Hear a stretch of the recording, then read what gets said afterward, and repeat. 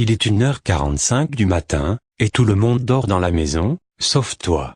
Tu n'aimes pas dormir, tu préfères être devant ton ordinateur et parler à tes amis, même si à cette heure-là, il n'y a personne de connecté, à part ta meilleure amie.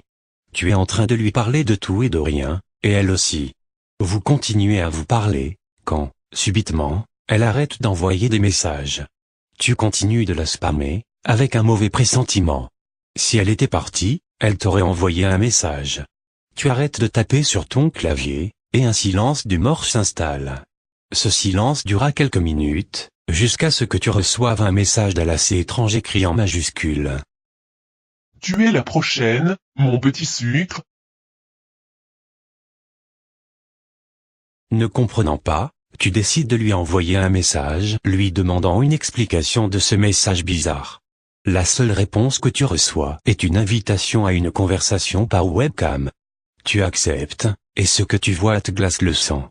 Elle est assise sur sa chaise de bureau, le visage mutilé.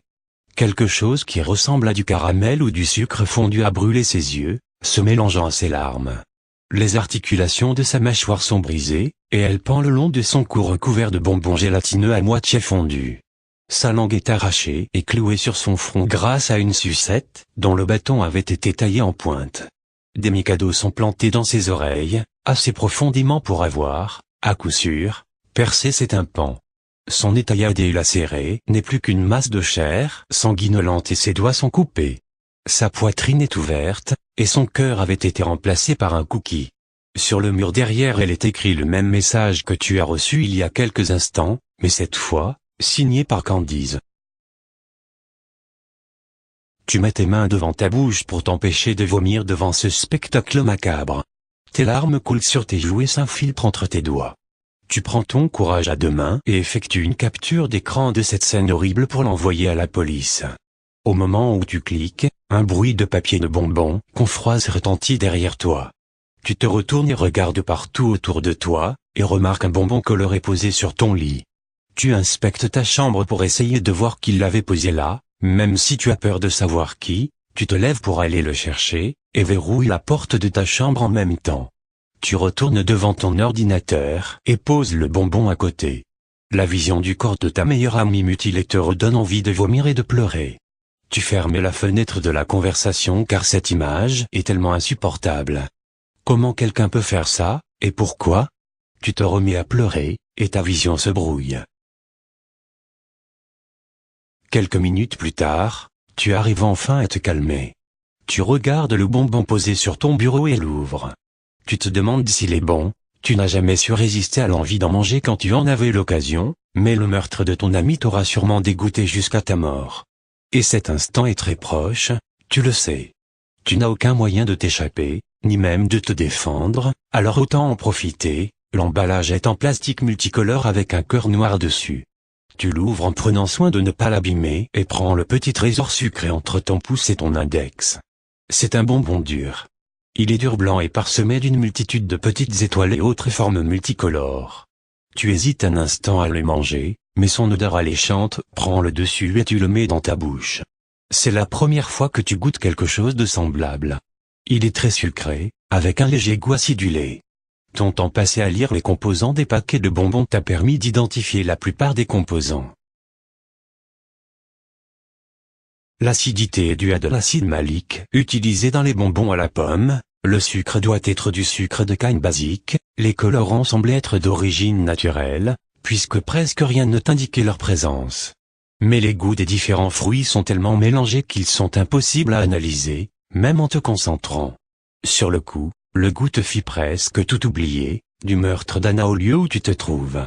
Un long silence s'installe pendant un moment, et fut brisé quand un bruit d'assiette qui glisse de l'évier rompt le silence et te fait lever les yeux de ton écran d'ordinateur. Sûrement mon frère qui grignote un truc en bas, penses-tu en savourant le bonbon. Le son se répète une fois de plus, mais plus fort. Tu déverrouilles la porte de ta chambre et descends les escaliers en direction de la cuisine pour lui dire de faire moins de bruit. Au moment où tu arrives dans le salon, une odeur de caramel et de bonbons t'enveloppe, en même temps que la peur. C'est à ce moment que tu te rappelles la mort de ta meilleure amie. Tu essaies de fuir, mais tes jambes ne veulent pas. La peur t'empêche de partir.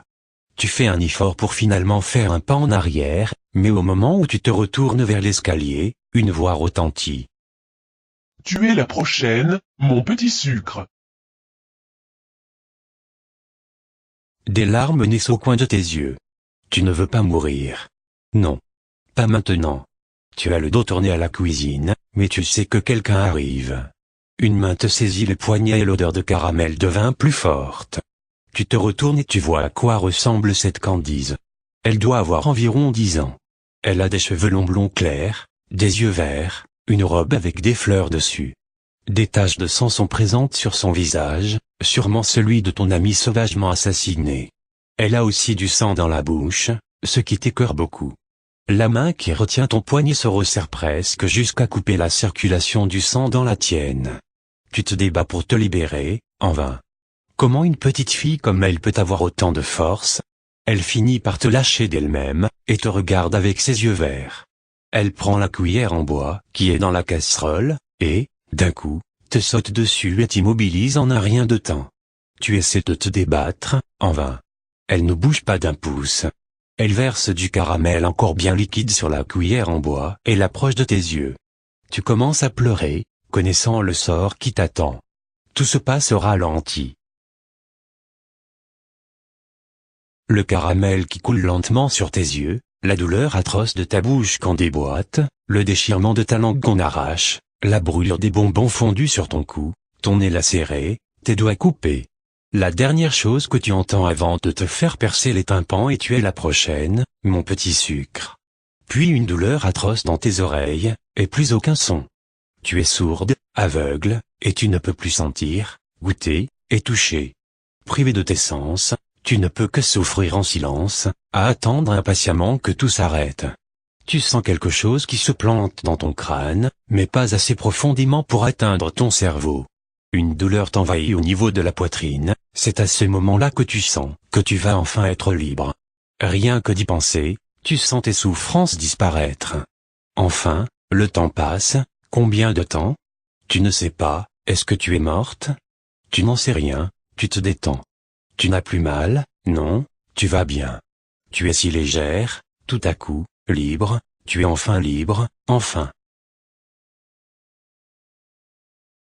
Tu étais la prochaine, mon petit sucre. Maintenant, toi derrière ton écran, c'est à ton tour.